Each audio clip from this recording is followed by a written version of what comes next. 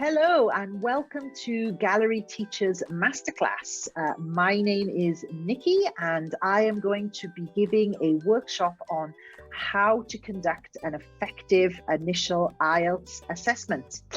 So why should you attend this workshop? So this workshop is going to give you, first of all, a little bit of an overview of what an initial IELTS assessment is, why it's so important to get an effective, accurate initial assessment of your students before they start the classes with you. And lastly, we will be really unpacking the various different components that make up an effective assessment.